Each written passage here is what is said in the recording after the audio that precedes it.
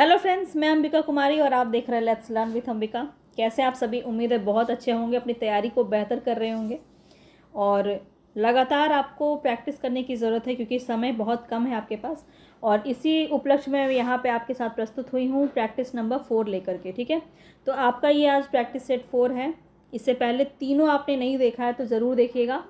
कोशिश की जा रही है कि हर एक तरह से क्वेश्चन आपका यहाँ पे इंक्लूड किया जाए, जिसमें 80 क्वेश्चंस रहेंगे। 40 क्वेश्चन आपके व्याकरण के, 40 क्वेश्चन आपके साहित्य से संबंधित रहेंगे। अगर आप इन सभी क्वेश्चंस को कर ले रहे हैं, जो भी मैं आपको करा रही हूँ ये आपको रोज़ करना है, रोज़ आपके लिए लेके आ रही हूँ ताकि आपका दोनों चीज़ कवर हो सके कम से कम समय में। ठीक है, तो यहाँ पे चलिए हम बात करते हैं सबसे पहले कि किस किस तरह के प्रश्न आपके एग्ज़ाम में पूछे जाने की संभावना है। तो देखिए, कुछ ऐसे सिंपल टॉपिक हैं जहाँ से प्रश्न आपका डेफिनेटली देखने को मिलेगा। तो मैं आपको एकदम ब्रीफली बता देती हूँ कि इन सभी टॉपिक को आप ज़रूर से ज़रूर कर लें, बिल्कुल भी स्किप ना करें। सबसे पहले तो ग्रंथ, जितने भी साहित्यिक ग्रंथ हैं पूरा आपको मेरे वीडियो में मिल जाएगा, साहित्यिक ग्रंथ। ठीक है, आज जो ये वीडियो मैं डाल रही हूँ इसके डिस्क्रिप्शन बॉक्स को आप बिल्कुल विज़िट कीजिएगा याद से। ठीक है, आपको सारे लिंक वहाँ पे मैं प्रोवाइड कर दूँगी। इतिहास ग्रंथ से संबंधित जितने भी हैं आपके इम्पॉर्टेंट, वो आपको दे दिया जाएगा। ठीक है, और इतना आपके पास टाइम नहीं है अभी कि आप पूरा आदिकाल, भक्तिकाल, रीतिकाल पूरा प्लेलिस्ट आप ख़त्म कर पाएँ, क्योंकि ये मैं आपको काफ़ी टाइम से बोलती हुई आ रही हूँ कि सबसे पहले आप उसको ख़त्म कीजिए। अगर आप अभी तक नहीं जुड़े थे मेरे साथ, नए जुड़े हैं, तो चैनल को सब्सक्राइब कर लीजिएगा और बेल आइकन ज़रूर दबा लीजिएगा, तभी मेरे वीडियोस के नोटिफिकेशन आप तक पहुँच पाएंगे। कितने लोगों को पता ही नहीं चल पाता है कि क्लास कब आई है ना, तो इसीलिए आपको सबसे पहले बेल आइकन दबाना पड़ेगा, तभी मेरे वीडियोस के नोटिफिकेशन मिल पाएंगे।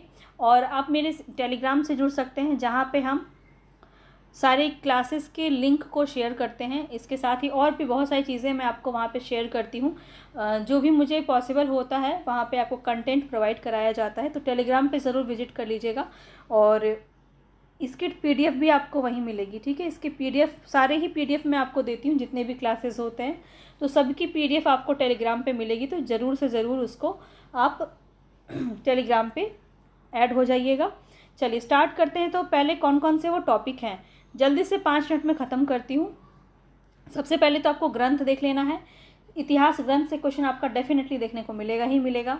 इसके बाद अगर मैं बात करूँ, कुछ क्रम वाले क्वेश्चन होते हैं तो वो बहुत अनएक्सपेक्टेड हैं कि कुछ भी पूछा जा सकता है। तो इसके बाद अगर मैं बात करूँ तो वो है आपका अष्टछाप। अष्टछाप के कवियों को आप ज़रूर देख लीजिएगा, क्योंकि वहाँ से क्रम से क्वेश्चन आपका पिछली बार पूछा गया है, हो सकता है इस प्रकार के क्वेश्चन आपके बने। इसके बाद आपका और कौन सा होता है, तो तार सप्तक। तार सप्तक को ज़रूर देख लीजिएगा, बहुत ज़्यादा इंपॉर्टेंट है। पिछले 3 सेट में मैंने आपको तार सप्तक बहुत अच्छे से करवाए हुए हैं और पहले भी बहुत सारा मैंने आपको करवाया हुआ है तार सप्तक। अगर आपके पास अभी भी आप कर सकते हैं, समय है आपके पास, तो ज़रूर आप जा कर के आधुनिक काल की मेरी वीडियो देखिएगा। आधुनिक काल में आप चले जाइएगा प्रयोगवाद में, क्योंकि प्रयोगवाद में ही आपको मिलेगा तार सप्तक, तो वहाँ जाके आप तार सप्तक के सारे क्वेश्चंस को कर सकते हैं। ठीक है, तो बिल्कुल आपको स्पेसिफिक बता रही हूँ कि ये सभी चीज़ों को आपको बिल्कुल करके ही जाना है जहाँ से क्वेश्चन बहुत ज़्यादा पूछे जा रहे हैं। ठीक है, तो ये आपका हो गया, ये आपको करके जाना ही जाना है। चलिए अब हम यहाँ पे सीधा सीधा क्वेश्चंस पाएंगे। तो यहाँ पे बीपीएससी का 6 to 8 से लेकर के 11 to 12 तक सभी एग्ज़ाम के लिए इम्पॉर्टेंट है। काव्य शास्त्र मैं इसमें सिर्फ नहीं करवा रही हूँ, बाकी सभी चीज़ें आपको करवाई जा रही हैं। काव्य शास्त्र की मैं एक अलग से वीडियो बना दूंगी आप लोगों के लिए, जिसके लिए ज़रूरत है, वरना फिर क्या हो जाएगा ना कि यहाँ पे बहुत सारे लोग हैं जिनके लिए ज़रूरत नहीं होगी काव्य शास्त्र की, तो वो नहीं देख पाएंगे, वो इंटरेस्ट ही नहीं लेंगे। इसलिए मैं काव्य शास्त्र की एक अलग वीडियो आपके लिए बना दूंगी, जिनको ज़रूरत है वो जाके वहाँ से कंप्लीट देख सकते हैं। ठीक है, चलिए स्टार्ट करेंगे। बहुत ही कोशिश करती हूँ कि एक एक टॉपिक आपका कंप्लीट इसमें लिया जाए, जो बच जाता है उसको नेक्स्ट प्रैक्टिस सेट के लिए मैं ज़रूर इसमें डाल देती हूँ और हर एक टॉपिक को कवर करने का कोशिश मेरा रहेगा अभी पिछले प्रैक्टिस सेट 10 तक। ठीक है, तो चलिए अभी हम 4th पे पहुँचे हैं और हम यहाँ पे क्विकली स्टार्ट करेंगे। सबसे पहले जो हमारा क्वेश्चन है वो है, क व्यंजन के विषय में निम्न में से कौन सा सही है। अच्छा, ये तो मैं बोलना भूल ही जाती हूँ, जितने भी लोगों को पसंद आ रहा है प्लीज़ आप लोग जाके ज़्यादा से ज़्यादा लोगों तक शेयर कीजिए, ज़्यादा लोगों तक पहुंचाइए, ताकि मेरी मेहनत भी थोड़ी सफल हो, लोगों तक पहुंचे, पसंद करें और वीडियो को ज़्यादा से ज़्यादा आगे बढ़ाइए, पसंद आता है तो लाइक भी ज़रूर कर दीजिएगा। चलिए, ये मेरे मोटिवेशन के लिए काफ़ी ज़रूरी है, क्योंकि बहुत ज़्यादा मुझे मेहनत लगती है ये इसको कंप्लीट करने में। बहुत सारे फैक्ट एक जगह पे ला के मुझे क्वेश्चन बनाना पड़ता है, तो इतना साफ कर दीजिएगा मेरे लिए, ताकि मेरे भी हिम्मत बनी रहे। अब चलिए यहाँ पे हम बात करें तो क व्यंजन के विषय में निम्न में से कौन सा सही है, ये बताना है आपको। तो सबसे पहले क देखते ही आपको क्या याद आता है। सबसे पहले आप देखिए यहाँ पे ऑप्शन में आपका अल्प प्राण महाप्राण दिया हुआ है सॉरी। तो अल्प प्राण है आपका क, तो क्या है आपका अल्प प्राण है। कैसे? तो अल्प प्राण में आपका पहला, तीसरा और पांचवा व्यंजन जो होता है वो अल्प प्राण के अंदर आता है, आप सभी को पता है। तो ये आप पहले इसको कैटेगराइज कर लिए। तो अल्प प्राण यहाँ है और यहाँ है, दो जगह है, तो ये आपका हट गया और ये 3 तो ऑटोमेटिक हट गया। ठीक है, तो 2 में आपको अब कंप्लीट करना है। तो ये समझ लीजिए कि अघोष और सघोष की तरफ हम बढ़ेंगे। अघोष और सघोष की तरफ हम अगर बढ़ेंगे तो आप सभी को पता है कि जो अघोष होता है उसके अंदर होता है आपका पहला और दूसरा व्यंजन वर्ण। ठीक है, व्यंजन बोल रही हूँ, दूसरा, पहला और दूसरा वर्ण। तो क्या हो जाएगा आपका, पहला ही वर्ण है आपका क, तो आपका सीधा सीधा राइट ऑप्शन क्या हो जाएगा, ऑप्शन नंबर 1। ऐसे आपको कैटेगराइज करेंगे तो बहुत ही आसानी से आप इसका आंसर कर पाएंगे, वरना आपको क्वेश्चन का आंसर देखते ही बहुत हार्ड लगेगा कि ये क्या है, अब इसको कैसे करेंगे। तो तरीका है, सब चीज़ का तरीका है, उसको करेंगे बहुत बेहतर तरीके से आप इसका आंसर कर पाइएगा। चलिए आगे बढ़ते हैं नेक्स्ट क्वेश्चन पे। नेक्स्ट क्वेश्चन है, निम्न में से कौन सी ध्वनि जो है वो आपकी सघोष है। सघोष की अगर हम बात करें तो आप सभी को पता है सघोष किसके अंदर, सघोष को ही हम घोष भी कहते हैं, है ना। तो ये दोनों आपको ध्यान में रखना है। अब देखिए, सघोष की हम बात करें या घोष की हम बात करें तो इसके अंदर क्या क्या होता है, तो याद रखिएगा इसके अंदर सारे स्वर आ जाते हैं। कोई भी स्वर आपके ऑप्शन में है और अगर आपसे घोष पूछ रहा है या फिर सघोष पूछ रहा है तो वो आपका स्वर हो जाएगा। इसके बाद क्या होता है, तो इसके बाद तीसरा, चौथा और पांचवा वर्ण जो होता है वो आपके घोष के अंदर होता है, यानी कि सघोष के अंदर होता है। ठीक है, घोष और सघोष एक ही बात है, अगर जो भी आपके ऑप्शन में दिया हो इसको आप देखेंगे। इसके बाद आपका जो है य र ल व, य र ल वो, ये आपके जो अंतस्थ व्यंजन है ये भी आपके सघोष में आते हैं। इसके अलावा एक कौन सा आता है, वो आता है ह। ह क्या है आपका, उसमें व्यंजन के अंदर आता है, तो सिर्फ उसमें व्यंजन का सिर्फ ह जो है वही आपका सघोष में आएगा। तो यहाँ पे दिए गए सारे क्राइटेरिया जो है यहाँ से मैच नहीं खाते हैं, क्योंकि ये तीनों स जो आपके दिए गए हैं ये उसमें व्यंजन है, और उसमें व्यंजन है वो अघोष के अंदर आता है, सघोष के अंदर नहीं आता है। तो ये बात आपको बहुत अच्छे से याद रखना है। उसमें व्यंजन में कौन सा आता है, तो ये ह आता है, तो ये ह आपको याद रखना है। तो ये ह यहाँ पे नहीं है, तो यहाँ पे राइट ऑप्शन क्या हो जाएगा, इनमें से कोई नहीं। ठीक है, तो 5th ऑप्शन आपका बिल्कुल सही हो जाएगा, ध्यान रखेंगे। इस प्रकार से आपको भटकाया जा सकता है, तो क्वेश्चन को ध्यान से समझना है और कोई भी आपको कठिनाई नहीं होनी चाहिए। वर्णमाला पूरा जाके देख लीजिएगा। थ्योरी क्लास की मैं पूरी लिंक आपको प्लेलिस्ट डाल दूंगी, प्लेलिस्ट की लिंक आप वहाँ से जाके वर्णमाला देख सकते हैं। तो वर्णमाला मैंने आपको बहुत ही डिटेल में कराया है, जो अभी रिसेंट में कराया है वो वाला देखिएगा। ठीक है, तो काफ़ी इंपॉर्टेंट है क्योंकि इसमें सारी बातें मैंने आपको बहुत डिटेल में बताई हुई हैं। बिल्कुल कंफ्यूज होना ही नहीं है। स्वर का विभाजन और व्यंजन का विभाजन दोनों अलग अलग हमने किया है, जिसको बहुत अच्छे से कैटेगराइज किया गया है और आसानी से उसका आंसर आप कर पाएंगे। चलिए नेक्स्ट क्वेश्चन पे बढ़ते हैं। निम्न विकल्पों में से उन विकल्प का चयन कीजिए जो दिए गए वाक्य के अनुसार विशेषण के भेद का सही विकल्प है। कुछ छात्र आज विद्यालय नहीं आए, बताएंगे इसमें कौन सा विशेषण हो जाएगा। व्यक्तिवाचक विशेषण, गुणवाचक विशेषण, संख्यावाचक विशेषण, निम्न में से एक से अधिक या निम्न में से कोई नहीं। तो यहाँ बताएंगे राइट ऑप्शन आपका क्या हो जाएगा।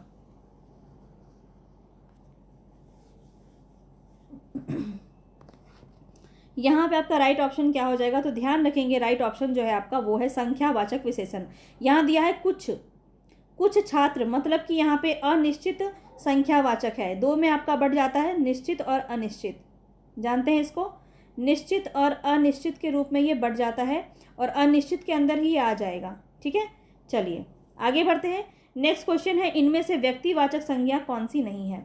नहीं वाले बताने हैं आपको। त्रिपिटक, भारत, लेखक, एक से अधिक या इनमें से कोई नहीं। फटाफट से आंसर करेंगे, ईमानदारी से अपना मार्क्स मुझे बताइए, स्कोर कितना आप कर पा रहे हैं। और आपका लगातार अगर आप प्रैक्टिस 3 तक आपने कंप्लीट देखा है तो स्कोर कुछ ना कुछ बढ़ेगा ही, लगातार आपके स्कोर जो है वो इंक्रीज़ होते चलेंगे। तो ये आपको बताते रहना है बस। यहाँ पे राइट ऑप्शन आपका यहाँ पे क्या हो जाएगा, तो ध्यान रखिएगा यहाँ पे जो आपका राइट ऑप्शन है वो हो जाएगा लेखक। ठीक है, ये आपका व्यक्तिवाचक के अंदर नहीं आएगा, ये आपका जातिवाचक के अंदर आ जाएगा, ध्यान रखेंगे। लेखक कोई भी आपका व्यापार संबंधी या कोई भी जो पद होता है वो आपका जातिवाचक के अंदर आ जाता है। चलिए आगे बढ़ते हैं। नेक्स्ट क्वेश्चन है यहाँ पे, मैंने आम खाया है, यह वाक्य किस काल में प्रदर्शित होगा? बहुत ही अच्छा क्वेश्चन है ये, बताएंगे। मैंने आम खाया है, अब है देख के तो बहुत सारे लोग ऐसे ही कंफ्यूज हो जाएंगे, तो ध्यान रखना है, अच्छे से क्वेश्चन को पढ़ना है। मैंने आम खाया है, ये बात यहाँ पे कही जा रही है, तो क्या होना चाहिए यहाँ पे? देखिए काल आपको ज़रूर पढ़ के जाना है, क्योंकि काल से क्वेश्चन आपका पूछा जाएगा और कई बार लोगों को भेद याद नहीं रहता है, तो भेद को अच्छे से याद रखिए। वर्तमान में आपके 5 भेद होते हैं, सामान्य, तत्कालीन, पूर्ण वर्तमान, संदिग्ध वर्तमान और संभाव्य वर्तमान। भूतकाल में आपके 6 भेद होते हैं, सामान्य भूतकाल, आसन्न भूतकाल, पूर्ण भूतकाल, अपूर्ण भूतकाल, संदिग्ध भूतकाल और हेतु मध्य भूतकाल। और भविष्य काल में आपका 3 ही भेद होता है, सामान्य, संभाव्य और हेतु मध्य भूतकाल, भविष्य काल। तो ये आपको याद रखना है तीनों, ठीक है। वर्तमान में 5, भूतकाल में 6 और भविष्य काल में 3, ये आपको याद रखना है, ठीक है। चलिए आगे हम बढ़ें अगर, तो यहाँ पे आपका राइट ऑप्शन हो जाएगा भूतकाल, ठीक है। 5th का आपका राइट ऑप्शन ए हो जाएगा। और कौन सा भूतकाल है ये? तो ये आसन्न भूतकाल है, ठीक है। खाया है मतलब खा लिया है, ठीक है, तो यहाँ पे आपका क्या हो जाएगा? आसन्न भूतकाल हो जाएगा। जिन्होंने भी अगर वर्तमान काल लगाया है तो ये गलत हो जाएगा। चलिए आगे बढ़ते हैं। नेक्स्ट क्वेश्चन है, निम्न विकल्पों में से वाक्य के अनुसार विशेषण के भेद का सही विकल्प आपको बताना है। ज्वालामुखियों की भीतरी सतह ज़्यादा गर्म होती है, बताएंगे यहाँ पे क्या है? संख्यावाचक है, व्यक्तिवाचक है, संबंधवाचक है, निम्न में से एक से अधिक ऑप्शन सही है या फिर इनमें से कोई नहीं। यहाँ पे जो आपका राइट ऑप्शन होगा ध्यान से बताएंगे।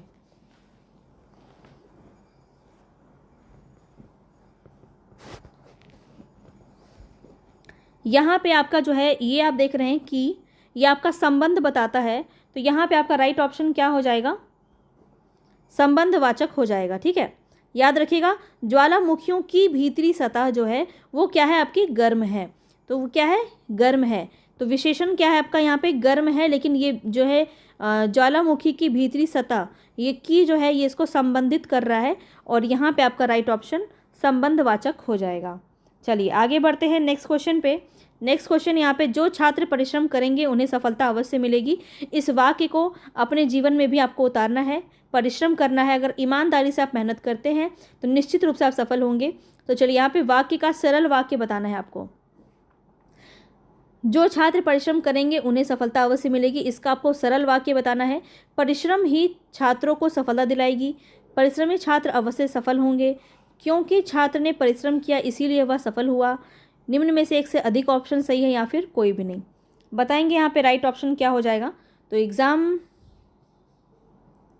इस प्रकार के प्रश्न आपका पूछेगा, तो यहाँ पे देखिए परिश्रमी छात्र जो हैं वो सफल अवश्य होंगे, इस प्रकार के क्वेश्चन आपके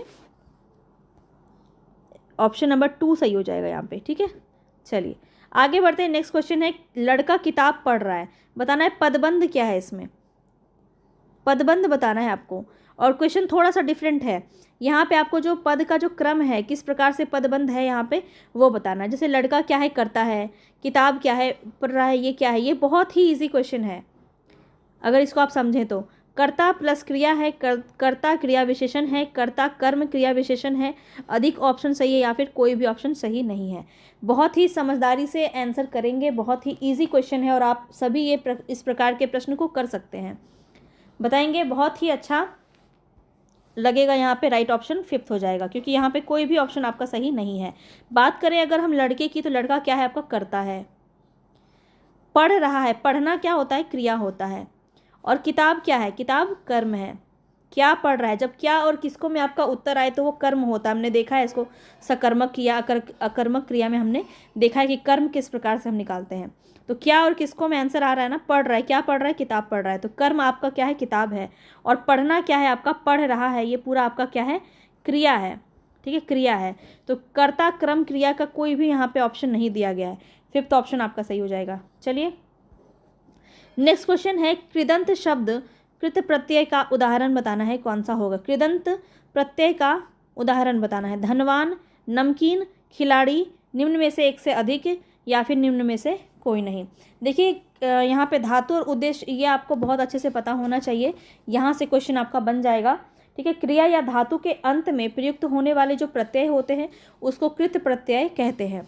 कृत प्रत्यय आपको पता होना चाहिए कि क्रिया या धातु के अंत में जो प्रयुक्त होने वाले प्रत्यय होते हैं उसको कृत प्रत्यय कहते हैं। यह प्रत्यय क्रिया या धातु को नया रूप देता है। नया रूप कैसे देगा? जैसे यहाँ पे अब हम देखें, खेलना क्या है? खेलना आपका क्रिया है और क्रिया से बना, खेलना से बना खिलाड़ी। ठीक है, तो खेल से क्या बना? खिलाड़ी बना।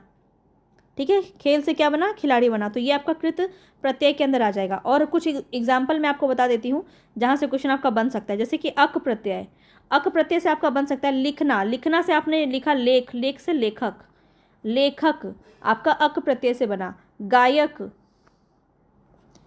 और मैं बात करूँ अगर तो नायक, पाठक, ये सब क्या है? आपके कृत प्रत्यय के उदाहरण हैं। याद रखिए, अक्कड़ भी एक प्रत्यय होता है जिसमें भुलक्कड़, घुमक्कड़, जैसे भूलना, घूमना, ये सब भी तो क्रिया ही है ना। तो इसको आप क्रिया को प्रत्यय के रूप में आप लेके कोई नया शब्द बनाते हैं तो वो आपका कृत प्रत्यय के अंदर आ जाता है। अब आप समझ गए होंगे। जैसे कि आपका एक और ऑप्शन आ सकता है तैराक। तैरना, तैरना क्या है? क्रिया है। तो तैरना से हमने क्या बनाया? तैराक। आक प्रत्यय लगा के हमने तैराक बनाया। तो क्वेश्चन आपसे ना प्रत्यय सिर्फ पूछ सकता है कि अक, अक्कड़, आक, निम्न में से कौन सा आपका कृत प्रत्यय का उदाहरण है। तो इस प्रकार के प्रश्न भी पूछे जा सकते हैं, तो ध्यान में रखेंगे। बताएंगे स्वर भंग किस प्रकार का अनुभाव है। अब देखिए, रस से क्वेश्चन आपका बहुत पूछा जा रहा है, तो ध्यान में रखेंगे। रस हो गया, काव्य शक्ति हो गई, काव्य गुण हो गया, शब्द शक्ति, ये सभी आपको अच्छे से देख लेने हैं। ठीक है, यहाँ से क्वेश्चन आपका बनता है और बहुत अच्छे लेवल का बनता है। ठीक है, शब्द शक्ति से क्वेश्चन आपके बहुत अच्छे लेवल का बनता है। मैंने आपको 2 बार शब्द शक्ति करा रखा है, तो क्लास में जाके विजिट कीजिए। थ्योरी क्लास में आपको सभी चीज़ें मिल जाएंगी। अब यहाँ पे अगर मैं बात करूँ स्वर भंग क्या है, किस प्रकार का अनुभाव है, तो कल भी मैंने आपको स्वर भंग बताया था क्या है। तो याद रखिएगा, यहाँ पे आपका राइट ऑप्शन हो जाएगा ऑप्शन नंबर ई। क्या हो जाएगा? ऑप्शन नंबर ई हो जाएगा, क्योंकि स्वर भंग क्या है आपका, कल ही बताया है आपको, ये आपका सात्विक है, सात्विक अनुभाव है। ठीक है, सात्विक अनुभाव है। और इसको हमने ये भी पढ़ा था, ये कितने होते हैं? 8 होते हैं। 8 मैंने आपको बताया हुआ है, तो उसको ध्यान से बस आपको याद रखना है। ठीक है, 8 को याद रखिए, बहुत ही ज़्यादा इम्पॉर्टेंट है।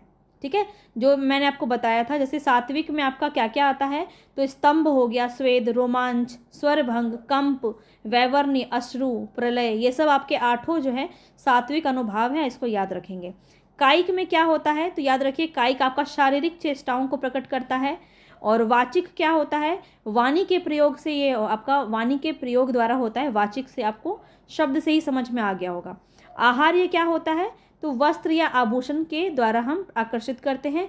तो यहाँ पे आपका वस्त्रों के द्वारा ये जो है भाव को प्रकट किया जाता है। तो ध्यान रखेंगे, ये 3 और एक आपका सात्विक भाव, ये 4 आपके 4 प्रकार के अनुभाव होते हैं। बहुत अच्छे से आपको रस पढ़ेंगे तो समझ में आ जाएगा। नेक्स्ट क्वेश्चन पे चलिए। निस्दिन बरसत नैन हमारे, सदा रहत पावस ऋतु हम पर, जबते श्याम सिधारे। क्वेश्चन को बहुत ही ध्यान से पढ़ना है, जल्दबाजी में कोई भी आंसर नहीं करेंगे। यहाँ पे आपका राइट ऑप्शन क्या हो जाएगा? करुण रस, श्रृंगार रस, शांत रस, निम्न में से एक से अधिक या निम्न में से कोई नहीं। अब आप क्या करेंगे मैं बताऊं, आप देखेंगे निस्दिन बरसत नैन हमारे, निस्दिन नैन बरस रहे मतलब रो रहे हैं। रोना क्या होता है? करुण रस में होता है। सीधा सीधा आंसर आपका ए हो जाएगा, मगर ये आपका गलत हो जाएगा। क्यों गलत हो जाएगा? क्योंकि आपको इसको पढ़ना है, वाक्य क्या कह रहा है, किस प्रकार की जो है भाव इसमें प्रकट हो रहे हैं।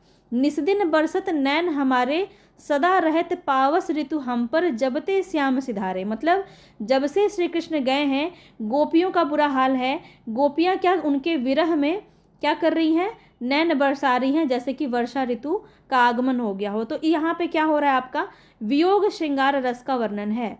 श्रृंगार रस है, और श्रृंगार रस में भी कौन सा रस है? तो वियोग श्रृंगार रस है। तो ये बात आपको ध्यान रखना है। ठीक है, क्वेश्चन यहाँ पे आपका राइट ऑप्शन हो जाएगा श्रृंगार रस। यहाँ पे ऑप्शन में आपका वियोग श्रृंगार रस भी हो सकता है, तो वो आपका और भी ज़्यादा सही ऑप्शन हो जाएगा। ठीक है, चलिए आगे बढ़ते हैं नेक्स्ट क्वेश्चन पे। नेक्स्ट क्वेश्चन यहाँ पे आपका दिए गए विकल्प में वाक्य के अनुसार सही क्रिया के भेद को चुनना है।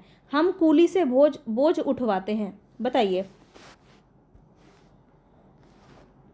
क्या होगा? नाम धातु, संयुक्त क्रिया, प्रेरणार्थक क्रिया, निम्न में से एक से अधिक या निम्न में से कोई नहीं। बहुत दिन से 2-3 दिन से मैं आपको ये क्रिया भी लगातार करवा रही हूँ ताकि क्वेश्चन आपको यहाँ से आए तो आप बिल्कुल कर पाएँ। और मैं आपको बता चुकी हूँ कि उठाना, अगर यहाँ पे लिखा होता उठाना तो भी आपका प्रेरणार्थक होता प्रथम प्रेरणार्थक, और द्वितीय प्रेरणार्थक होता उठवाना। ठीक है, तो जब आना प्रत्यय लगता है तो प्रथम प्रेरणार्थक है और वाना प्रत्यय लगता है तो द्वितीय प्रेरणार्थक है। और यहाँ पे आपका राइट ऑप्शन नंबर 3 हो जाएगा, प्रेरणार्थक क्रिया। ठीक है, चलिए आगे बढ़ते हैं। दासत्व किस प्रकार की संज्ञा है? बताएंगे। बहुत ही इजी क्वेश्चन है। दासत्व किस प्रकार की संज्ञा है? मॉडरेट क्वेश्चन रखने की कोशिश की है मैंने। हर प्रकार के प्रश्न मिलेंगे, इजी भी मिलेंगे, कुछ हार्ड भी मिलेंगे, क्योंकि क्वेश्चन का लेवल भी आपका कुछ इसी प्रकार का रहता है। सारे क्वेश्चन आपके इजी नहीं रहते हैं और सारे क्वेश्चन आपके हार्ड भी नहीं रहते हैं। ठीक है, तो दासत्व का बताएंगे, यहाँ पे राइट ऑप्शन हो जाएगा भाववाचक। बिल्कुल 3rd ऑप्शन आपका सही हो जाएगा। चलिए आगे बढ़ते हैं। नेक्स्ट क्वेश्चन है, निम्नलिखित में से कौन सा पुल्लिंग शब्द है? मृत्यु, उत्साह, संकल्प, निम्न में से एक से अधिक या निम्न में से कोई नहीं। बताएंगे यहाँ पे राइट ऑप्शन क्या हो जाएगा। पुल्लिंग शब्द बताना है आपको। लिंग भी आपका अवश्य आएगा क्वेश्चन में। ठीक है, और बहुत ही अच्छे अच्छे क्वेश्चन बन सकते हैं यहाँ से, पर मैं कोशिश करती हूँ कि बहुत ज़्यादा हार्ड दूंगी तो कोई करेगा ही नहीं, तो इसीलिए थोड़ा सा मॉडरेट लेवल का क्वेश्चन रखा है ताकि आप सभी कर पाएँ। और यहाँ पे आपका 4th ऑप्शन बिल्कुल सही हो जाएगा। तो कैसे हो जाएगा? तो यहाँ पे देखिए, आपका उत्साह जो है ये भी आपका पुल्लिंग शब्द है और संकल्प भी आपका पुल्लिंग शब्द है। मृत्यु हो गई, मृत्यु क्या है? स्त्रीलिंग शब्द है। वाक्य में प्रयोग करेंगे तो आप बहुत ही आसानी से इसको समझ पाएंगे। मेरा उत्साह बढ़ गया, मेरी उत्साह बढ़ गया, क्या ऐसा कभी बोलते हैं? नहीं बोलते हैं। तो ये उत्साह क्या है? आपका पुल्लिंग है। हमारा संकल्प, हमारी संकल्प नहीं होता है, तो यहाँ पे भी आपका पुल्लिंग है। दोनों ही पुल्लिंग है, तो 4th ऑप्शन सही हो जाएगा। तो देखिए, जो आपको 2 ऑप्शन दिए होते हैं ना, निम्न में से एक से अधिक या निम्न में से कोई नहीं, ये 2 ऑप्शन से लोग बहुत घबराते हैं। लेकिन मैं आपको बता दूं कि हर एक क्वेश्चन में 2 ऑप्शन वाला ये आंसर हो ही नहीं सकता। ठीक है, कुछ में ही संभावनाएं बनती है जहाँ पे आपका एग्जामिनर भी कोशिश करेगा कि इसमें एक आध तो मैं डाल ही दूँ। ठीक है, जो आपके 4th और 5th ऑप्शन में होंगे, सारे नहीं होते हैं, पर ऑप्शन को पढ़ते वक्त यही लगता होगा आपको कि सारे ऑप्शन आपके 4th और 5th में ही होते हैं, पर कुछ हो भी सकते हैं। इसीलिए आपको फैक्ट को अच्छे से जानने की ज़रूरत होती है। अब यहाँ बताना है, दिए गए विकल्पों में से ज्ञानवती शब्द का पुल्लिंग शब्द क्या होगा? ज्ञानवती शब्द का ज्ञानवान, ज्ञानवत, ज्ञानयुक्त, निम्न में से एक से अधिक या निम्न में से कोई नहीं। अब इसका देखिए 2 हो सकता है क्या आंसर? नहीं हो सकता है। तो ये कॉमन सेंस वाली बात है कि किस क्वेश्चन का आंसर आपका 2 हो सकता है, बस उसी में आपको ज़्यादा दिमाग लगाने की ज़रूरत है, वरना हर एक क्वेश्चन का आंसर 2 आंसर नहीं हो सकता। ठीक है, अब यहाँ पे आपका राइट ऑप्शन क्या हो जाएगा? ज्ञानवान। ठीक है, ऑप्शन ए आपका बिल्कुल सही हो जाएगा। आगे बढ़िए। नेक्स्ट क्वेश्चन है, निम्नलिखित में से कौन सा कथन सत्य नहीं है? नहीं बताना है आपको। ठीक है, कौन सा कथन सत्य नहीं है? संस्कृत में 3 वचन होते हैं, आपको गलत वाला बताना है। ठीक है, और यहाँ पे देखिए बिल्कुल सही है कि संस्कृत में 3 वचन होते हैं, एक वचन, द्विवचन और बहुवचन। ठीक है, संस्कृत में हिंदी की तरह ही 2 लिंग होते हैं, तो संस्कृत में हिंदी की तरह 2 लिंग नहीं होते हैं, यही आपका गलत है।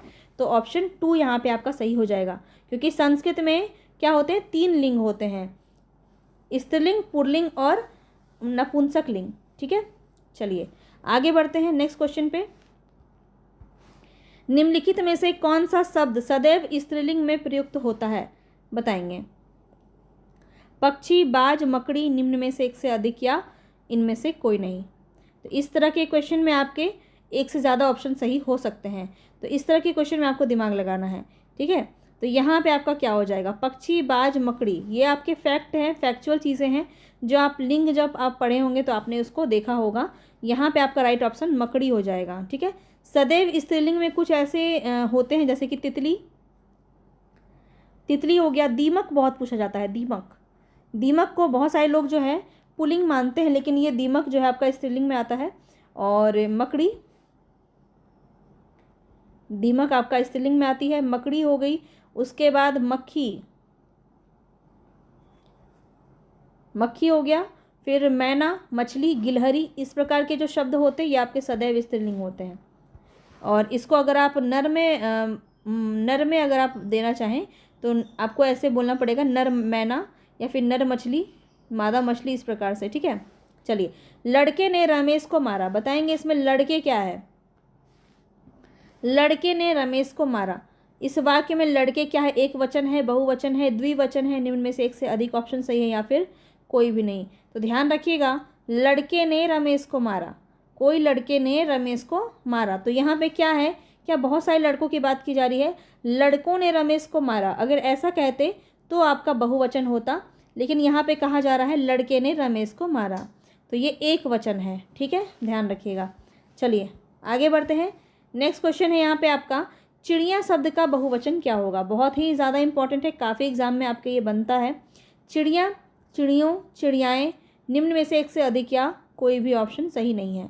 तो चिड़िया, ये सब तो क्वेश्चन का आंसर आप देखते ही समझ गए होंगे, राइट ऑप्शन क्या हो जाएगा। तो याद रखिएगा यहाँ पे जो आपका राइट ऑप्शन होगा वो ऑप्शन नंबर 1 हो जाएगा। बस इसमें चंद्र बिंदु लगता है। देखिए यहाँ पे मेरा फॉन्ट में चंद्र बिंदु नहीं आता है इसमें, तो यहाँ पे आपका चंद्र बिंदु, लेकिन ये है, अगर ऑप्शन में आपका चंद्र बिंदु होना चाहिए। ठीक है, अनुस्वार में ही आता है, चंद्र बिंदु में नहीं आता है। ठीक है, इसीलिए मुझे मजबूरी में ऐसा देना पड़ता है, लेकिन यहाँ पे आपका चंद्र बिंदु होगा, ये बात आपको याद रखना है। चलिए आगे बढ़ते हैं। नेक्स्ट क्वेश्चन है, नीचे दिए गए शब्दों का सही संधि का विकल्प आपको पहचानना है। तत् टीका, तत् टीका, तत् प्लस टीका, बताएंगे इसका क्या हो जाएगा। तत् टीका, तट टीका, तरीका, निम्न में से एक से अधिक या फिर निम्न में से कोई नहीं। यहाँ पे आपका राइट ऑप्शन क्या होगा। 3 तो आप ऐसे एलिमिनेट कर दिए, बताएंगे इन 2 ऑप्शन में कौन सा सही होगा। तो याद रखिए यहाँ पे तट टीका होगा। ठीक है, सेकंड ऑप्शन आपका बिल्कुल सही हो जाएगा। ये किस प्रकार से लिखा होता है, देखिए फॉन्ट में इस प्रकार से नहीं रहता है, इसीलिए हमने इसको इस तरह से लिखा है, लेकिन ये किस प्रकार से रहता है तो यहाँ आप देख सकते हैं। ठीक है, इसी प्रकार से ये रहेगा। चलिए आगे बढ़ते हैं। नेक्स्ट है, शयन में कौन सी संधि है। शयन शब्द में कौन सी संधि है। अयादि, यन, गुण, निम्न में से एक से अधिक या कोई नहीं। अब देखिए 2 ऑप्शन तो ऐसे ही कट गया, संधि में 2 तो नहीं होगा, कोई एक ही होगा, या तो अयादि होगा या यन होगा या गुण होगा। तो गुण में हमने आपको क्या बताया है कि ए की मात्रा होती है, ओ की मात्रा होती है और अर होता है, उसमें र की मात्रा होती है। तो आपका ऐसा कुछ आपका शयन में देखने को नहीं मिल रहा है, तो गुण आपका ऐसे ही कट गया।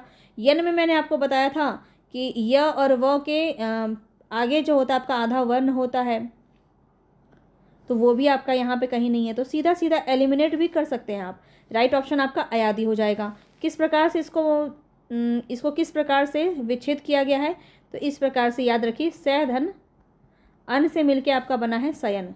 ठीक है, चलिए आगे बढ़ते हैं नेक्स्ट क्वेश्चन पे। निम्नलिखित में से व्यंजन संधि का उदाहरण कौन सा नहीं है। व्यंजन संधि का उदाहरण कौन सा नहीं है, तो वांडमय तो है, उच्छलन भी है, पुरस्कार नहीं है, तो ये आपका थर्ड ऑप्शन ही सही हो जाएगा। पुरस्कार आपका क्या है, विसर्ग संधि है।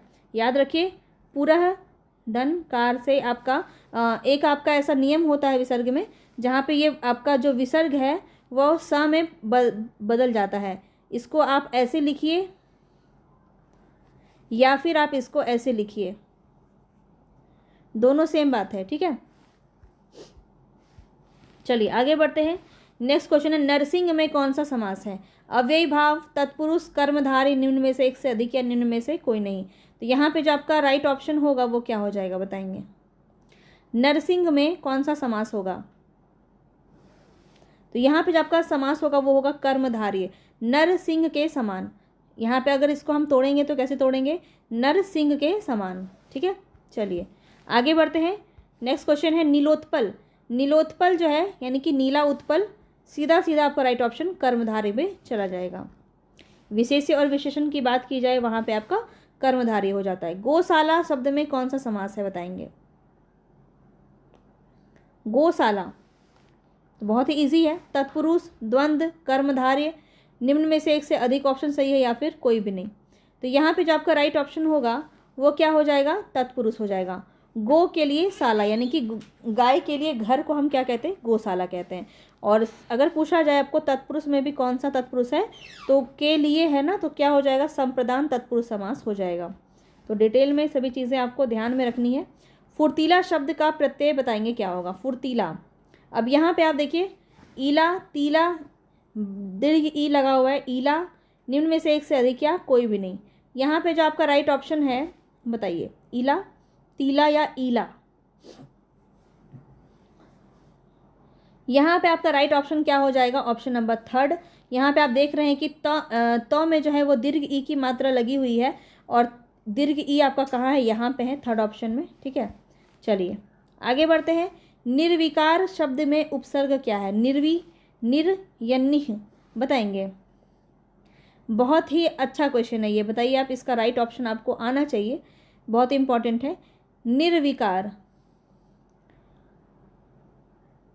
तो यहाँ पे इसका राइट ऑप्शन है निम्न में से कोई नहीं, फिफ्थ ऑप्शन आपका सही हो जाएगा। एकदम ईमानदारी से अपना आंसर मुझे बताएंगे, ठीक है, स्कोर बताएंगे कि कितना स्कोर आपका हो पा रहा है। तो यहाँ पे आपका सही क्या होगा, ये भी ध्यान रखिए कि यहाँ पे आपका होना चाहिए था निर, र में हलंत होना चाहिए था, जो कि यहाँ पे नहीं है, यहाँ पे नहीं है ना। निर में हलंत होना चाहिए था। व्यंजन में आपको पता है कि ये आपका आधा होता है, निर और विकार से आपका मिलकर क्या बना है, निर्विकार बना है। तो याद रखिए यहाँ पे आपका राइट ऑप्शन फिफ्थ हो जाएगा, कोई भी ऑप्शन सही नहीं था।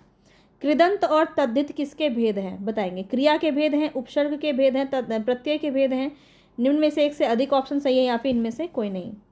कृदंत और तद्धित जो है ये किसके भेद हैं, बताइए। यहाँ पे जो आपका राइट ऑप्शन है वो क्या हो जाएगा, अभी अभी मैंने आपको बताया कि ये प्रत्यय के भेद होते हैं, कृदंत और तद्धित प्रत्यय। ठीक है, ऑप्शन नंबर 3 यहाँ पे आपका सही हो जाएगा। चलिए आगे बढ़ते हैं। निम्न में से चातक शब्द का पर्यायवाची कौन सा नहीं है, चातक, बताएंगे, बताना है यहाँ पे आपको।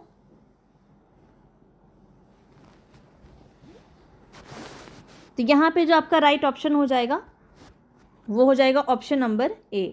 वनप्रिय जो है ये चातक का पर्यायवाची नहीं है, बाकी सारन और पपीहा ये दोनों ही आपके चातक के पर्यायवाची होंगे। ये दोनों क्या है, चातक क्या है आपका पक्षी है, पक्षी का नाम है, और उसी को सारन भी कहते हैं, पपीहा भी कहते हैं। वनप्रिय का क्या होगा, तो कोयल, ये कोयल का पर्यायवाची है, याद रखिए वनप्रिय।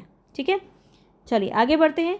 नेक्स्ट क्वेश्चन है यहाँ पे आपका कल्लोलिनी। कल्लोलिनी का अर्थ क्या है, चांदनी, रात्रि, नदी, निम्न में से एक से अधिक ऑप्शन सही है या फिर कोई भी नहीं, बताइए। कल्लोलिनी ये जो है आपका किसका हो जाएगा, याद रखिएगा, यहाँ पे आपका राइट ऑप्शन हो जाएगा नदी। नदी का आपका अर्थ होता है कल्लोलिनी, कलकल करती हुई जो नदियाँ बहती हैं उसको क्या कहते हैं, कल्लोलिनी।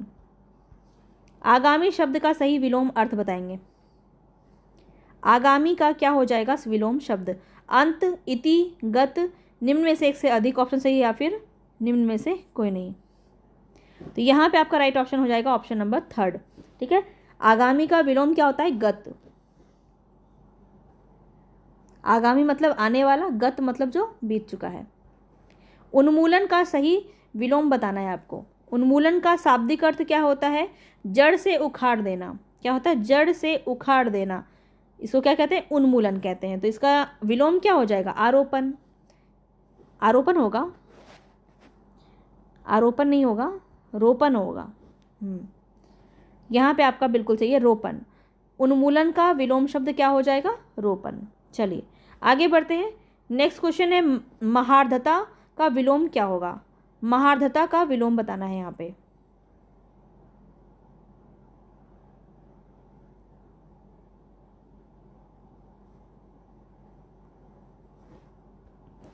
यहाँ पे महार्धता का मतलब क्या होता है, तो इसका शाब्दिक अर्थ की अगर हम बात करें तो इसका मतलब होता है महंगा। तो महंगा का क्या होता है, सस्ता। तो क्या हो जाएगा, अल्पार्धता। अल्पार्धता जो है बिल्कुल सही हो जाएगा, थर्ड ऑप्शन। ठीक है, चलिए आगे बढ़ते हैं। स्वधर्म का विलोम शब्द क्या होगा, स्वधर्म। अधर्म, परधर्म, विधर्म, सुधर्म या फिर इनमें से कोई नहीं, बताइए। समय मिल रहा है आपको, प्रॉपर इतने देर में आपका आंसर आ जाना चाहिए। अगर ये स्पीड रखते हैं आप अपना, तो बहुत ही अच्छे से, बहुत ही स्मूथली आप अपने एग्ज़ाम को क्लियर कर लेंगे। ठीक है, स्वधर्म का विलोम बताएंगे, क्या हो जाएगा? परधर्म। ठीक है, स्वधर्म मतलब स्वयं का धर्म, अपना धर्म, और इसका उल्टा क्या हो जाएगा? दूसरे का धर्म, परधर्म। तो कुछ भी नहीं है, कन्फ्यूज़ होते हैं, अर्थ को समझ लीजिए तो आंसर अपने आप आपका आ जाएगा। वाक्य के अनुसार वाक्य भेद का सही विकल्प बताना है। संदीप मुझसे कहता है कि मेरे घर आओ। संदीप मुझसे कहता है कि मेरे घर आओ, इसमें क्या है? मिश्र वाक्य है, संयुक्त वाक्य है, संकेत वाक्य है, या फिर निम्न में से एक से अधिक, या कोई भी नहीं। तो यहाँ पे आपको क्या हो जाएगा? यहाँ पे की जो लगा है ये किस में लगता है? आपका मिश्र वाक्य में लगता है। तो ए ऑप्शन यहाँ पे आपका बिल्कुल सही हो जाएगा। चलिए आगे बढ़ते हैं। साफ इनकार करना, इस अर्थ की अभिव्यक्ति के लिए मुहावरा बताना है। मुंह ताकना, टका सा जवाब देना, मुट्ठी में होना, निम्न में से एक से अधिक, या फिर निम्न में से कोई नहीं। यहाँ पे आपका राइट ऑप्शन क्या हो जाएगा? साफ इनकार करना, इसका आपको मुहावरा बताना है। कोशिश किया है कि हर एक तरफ से आपका एग्ज़ाम में हो जाए। कल बहुत कुछ मैं आपको अलंकार के क्वेश्चन ज़्यादा लूँगी। ठीक है, अलंकार ले लूँगी। हो सके तो आज ही मुझे आप कुछ टॉपिक बता दीजिए जिससे ज़्यादा से ज़्यादा क्वेश्चन मैं लेके आऊँ, है ना, ताकि हर एक टॉपिक हमारा कवर हो पाए, है ना। आज रस के अच्छे क्वेश्चन लिए हैं, रस के मैं वैसे रोज़ ही ले रही हूँ ताकि आपको अच्छे से समझ में आता जाए किस प्रकार से क्वेश्चन करना है। यहाँ पे आपका राइट ऑप्शन है ऑप्शन नंबर 2, टका सा जवाब देना। यहाँ पे आपका ऑप्शन सही हो जाएगा। चलिए आगे बढ़ते हैं। जिसने ऋण चुका दिया हो उसको एक वाक्य में क्या कहेंगे? एक शब्द में क्या कहेंगे इस वाक्य को? मृण्मय, उऋण, उत्तीर्ण, एक से अधिक ऑप्शन सही है, या फिर कोई भी ऑप्शन सही नहीं है? बताइए क्या हो जाएगा यहाँ पे। तो याद रखिएगा, यहाँ पे आपका याद ये हो जाएगा उऋण, मतलब तुम मेरे ऋण से उऋण हो गए हो, मतलब तुमने पूरा ऋण मेरा चुका दिया है। तो उऋण मतलब क्या होता है? ऋण को चुका देना। और मृण्मय का मतलब क्या होता है? मृण्मय का मतलब होता है जो वस्तु मिट्टी की बनी होती है, जो वस्तु मिट्टी की बनी होती है उसको क्या कहते हैं? मृण्मय। हो सकता है पूछ ले, इसलिए मैं बता दे रही हूँ। और उत्तीर्ण तो सबको पता है, परीक्षा में जो सफल होता है उसको उत्तीर्ण कहते हैं। आगे चलिए, तदाकार शब्द का संधि विच्छेद क्या होगा? तदाकार, तद धन आकार, तत धन आकार, तदा धनकार, निम्न में से एक से अधिक ऑप्शन सही, या फिर कोई भी नहीं। तो 38 में आपका राइट ऑप्शन क्या हो जाएगा? तो याद रखेंगे तत धन आकार हो जाएगा। तो संधि में आपने एक नियम पढ़ा होगा कि जहाँ पे आपका कचट तप, कचट तप पता है ना, क च ट त प, ये आपका पहला वर्ण है सभी का, पांचों का। तो कचट तप के बाद जो है आपका या तो स्वर होगा, या तो स्वर होगा, या फिर उसमें व्यंजन होगा और कचट तप होगा। तो वहाँ पे आपकी जो संधि है वो अपने ही वर्ण के तीसरे में बदल जाएगी। तो क का यहाँ पे क्या है? तत धन आकार। तो त का तीसरा वर्ण क्या होता है? त थ द, द होता है, तो ये आपका द में बदल जाता है तदाकार। ठीक है, तो इस प्रकार से आपका ये नियम भी है, ध्यान रखेंगे। चलिए सेकंड ऑप्शन सही था। आगे बढ़ते हैं। दक्षिणी राजस्थानी के प्रतिनिधि बोली हैं। तो पूरा आपको जब भाषा विज्ञान मैंने कराया था वहाँ पे बहुत अच्छे से पूर्वी राजस्थानी, पश्चिमी राजस्थानी, उत्तरी राजस्थानी, दक्षिणी राजस्थानी चारों बताया था। और बहुत ही ज़्यादा इंपॉर्टेंट है, अगर पूछ लिया ना तो बहुत सारे लोगों का यहीं पे पत्ता साफ हो जाएगा। ठीक है, क्योंकि इतना डिटेल में सब नहीं पढ़ते हैं। तो ये आपको ध्यान रखना है, राजस्थानी में बस पढ़ लेंगे कि ये चारों तो आपके वैसे राजस्थान में ही आते हैं, लेकिन दक्षिण राजस्थानी में कौन से आते हैं बताना है। अगर आपने वीडियो को कंप्लीट देखा है तो मुझे ज़रूर बताइएगा इसका आंसर क्या होगा। जितने भी लोग देख रहे हैं कमेंट बॉक्स में बताइएगा, उत्तरी राजस्थानी, दक्षिणी राजस्थानी, पश्चिमी राजस्थानी और पूर्वी राजस्थानी, सबके नाम बताना है कि कौन किसके अंदर आता है। ठीक है, तो यहाँ पे आपका क्या हो जाएगा? मालवी। थर्ड ऑप्शन आपका बिल्कुल सही हो जाएगा। ठीक है, चलिए आगे बढ़ते हैं। नेक्स्ट क्वेश्चन है यहाँ पे आपका, देवनागरी का सर्वप्रथम प्रयोग किसके शिलालेख में हुआ है? अशोक मौर्य, हर्षवर्धन, जयभट्ट, एक से अधिक सही है, या फिर कोई भी ऑप्शन सही नहीं है। देवनागरी का सर्वप्रथम प्रयोग जो है किसके शिलालेख में मिला है? तो याद रखिएगा जयभट्ट में मिला है। तो थर्ड ऑप्शन यहाँ पे आपका बिल्कुल सही हो जाएगा। आगे बढ़ते हैं। नेक्स्ट क्वेश्चन है, बीती या भावी घटनाओं की सूचना देने वाले नाटक में क्या कहते हैं? तो क्वेश्चन एक बार आपका इस प्रकार से भी बना है, तो याद रखिएगा बीती या भावी नाटकों की सूचना जो देते हैं नाटक में उसको हम क्या कहते हैं? विदूषक कहते हैं, विष्कंभक कहते हैं, सूत्राधार कहते हैं। अधिक ऑप्शन सही है या फिर कोई भी नहीं। तो ये आपका काफ़ी इंपॉर्टेंट है, इस प्रकार से प्रश्न आपके बन जाते हैं, तो याद रखिएगा। यहाँ पे आपका राइट ऑप्शन क्या हो जाएगा, विष्कंभक हो जाएगा। ठीक है, जो बीती या फिर भावी घटनाओं की सूचना देते हैं उसको क्या कहते हैं, विष्कंभक कहते हैं। बहुत ही इंपॉर्टेंट है। विदूषक किसको कहते हैं, तो याद रखिए विदूषक कहते हैं जो एक हंसाने वाला एक पात्र होता है, उसके कथन एक तरफ से हास्य को जन्म देते हैं और दूसरी तरफ से इसमें कुछ कटु सत्य भी पुट किए जाते हैं, तो वो आपके विदूषक कहलाते हैं। सूत्रधार किसको कहते हैं, जो नाटक के आरंभ और अंत में रहता है, जो आरंभ भी करता है और अंत करता है, सूत्रधार हम उसे कहते हैं। ठीक है, ये सभी चीज़ें आपको याद रखनी है, बहुत इंपॉर्टेंट है, पूछा जा सकता है। अलंकार संप्रदाय के प्रथम आचार्य कौन है, बताइए। मम्मट, अभिनव गुप्त, भामा, अधिक ऑप्शन सही है या फिर कोई भी नहीं, बताएंगे यहाँ पे राइट ऑप्शन क्या हो जाएगा। तो ध्यान रखिएगा, यहाँ पे अगर मैं बात करूँ अलंकार संप्रदाय की, तो इसके जो प्रवर्तक हैं वो भामा माने जाते हैं, तो थर्ड ऑप्शन आपका सही हो जाएगा। आगे बढ़ते हैं। हिंदी को राष्ट्रभाषा घोषित करने वाले अहिंदी भाषी प्रस्तावक का नाम क्या है। ध्यान से पढ़ेंगे, अगर दिमाग लगाएंगे तो आप आंसर एकदम आसानी से कर सकते हैं। आपको नहीं पता है इसका आंसर, फिर भी आप कर सकते हैं। कैसे, क्योंकि क्वेश्चन में खुद ही आंसर दिया हुआ है। आप यहाँ पे देखिए लिखा है अहिंदी भाषी, वो कौन है, अहिंदी भाषी हैं जो जिन्होंने हिंदी को राष्ट्रभाषा घोषित करने की बात कही है, तो कौन है वो, गोपाल स्वामी अयंकर। आप नाम से देख रहे होंगे, ये आपके दक्षिण साइड के सभी नाम इस प्रकार से होते हैं, या फिर तमिल इस तरफ के जितने भी होते हैं, तो अहिंदी भाषी जो हैं इस प्रकार के नाम होते हैं। तो इससे भी आप एक अनुमान लगा सकते थे। याद रख लेना, गोपाल स्वामी अयंगर जो हैं इन्होंने हिंदी को राष्ट्रभाषा घोषित करने की बात की थी, प्रस्ताव रखा था। चलिए आगे बढ़ते हैं। नेक्स्ट क्वेश्चन है यहाँ पे, निम्नलिखित में से किसने हिंदी साहित्य का इतिहास नहीं लिखा। डॉक्टर राम कुमार वर्मा, इन्होंने लिखा था हिंदी साहित्य का आलोचनात्मक इतिहास। ठीक है, हजारी प्रसाद द्विवेदी ने 3 लिखा है, नगेंद्र ने नहीं लिखा है। इनका जो एक आप बुक पढ़ते होंगे, आपको बहुत पता होगा कि फेमस है बुक इनका, हिंदी साहित्य का इतिहास, नगेंद्र की बुक। वो क्या है, इनकी रचना नहीं है, वो क्या है, संपादित किया है इन्होंने। ध्यान रख लेना, वो इन्होंने संपादित किया है। आप जब बुक को खोलेंगे तो संपादित नगेंद्र कुमार लिखा होगा। ठीक है, डॉक्टर नगेंद्र। तो याद रखना, ये आपका, ये इनका ओरिजिनल बुक नहीं है। ठीक है, हिंदी साहित्य का इतिहास। आगे बढ़ते हैं। The modern vernacular literature of Hindustan, northern Hindustan भी नाम कहीं कहीं रहता है, तो इसके लेखक कौन है। George Abraham Grierson, Garcin de Tassy, Shiv Singh Sengar, एक से अधिक ऑप्शन सही है या फिर कोई नहीं। तो यहाँ पे जो आपका राइट ऑप्शन है वो क्या हो सकता है, ध्यान रखिएगा, यहाँ पे जो आपका राइट ऑप्शन है वो है जॉर्ज ग्रियर्सन। ठीक है, जॉर्ज ग्रियर्सन का है ये, और ये इन्होंने अंग्रेजी में लिखा था। ठीक है, अंग्रेजी में लिखा था इन्होंने। इनके बारे में बहुत ही डिटेल में मैंने आपको सभी चीज़ें बताई हुई हैं, तो यहाँ पे नहीं बताऊँगी क्योंकि बहुत समय हो जाएगा। अभी हमें लगभग, हम अभी आधा क्वेश्चन किए हैं और अभी हमें करना है, तो चलिए आगे बढ़ते हैं।